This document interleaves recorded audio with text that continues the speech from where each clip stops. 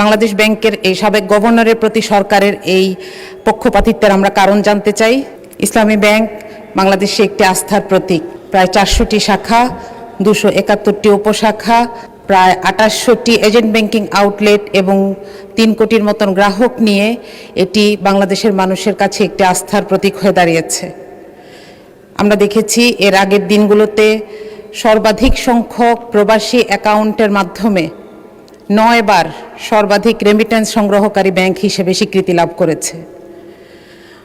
আমরা দেখেছি বিগত ফ্যাসিস্ট সরকার কিভাবে এই ব্যাংকটিকে অবৈধভাবে দখল করে নিয়েছে এবং এমন একটি গ্রুপের মাধ্যমে দখল করে নিয়েছে যারা মোট খেলাপি ঋণের অর্ধেকের বেশি এই ব্যাংক থেকে তুলে নিয়েছিল।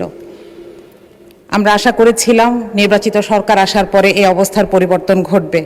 আমরা দেখেছি নির্বাচিত সরকার আসার পরে এমন একজন ব্যক্তিকে দায়িত্ব দেয়া হলো যিনি জুলাই আন্দোলনের পরে বাংলাদেশ ব্যাংকের গভর্নর থেকে জনতার আকাঙ্ক্ষার কারণে অপসারিত হয়েছেন।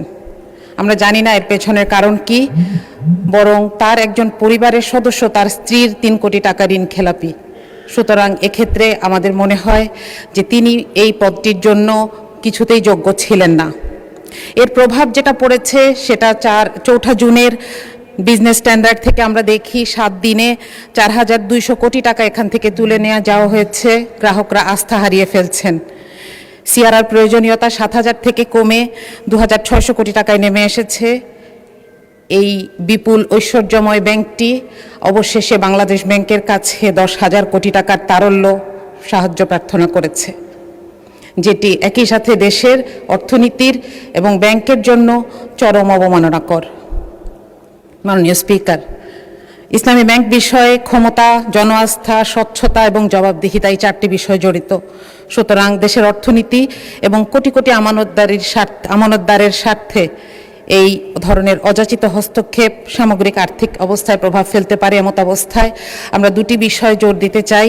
এক, এই বাংলাদেশ ব্যাংকের এই সাবেক গভর্নরের প্রতি সরকারের এই পক্ষপাতিত্বের আমরা কারণ জানতে চাই।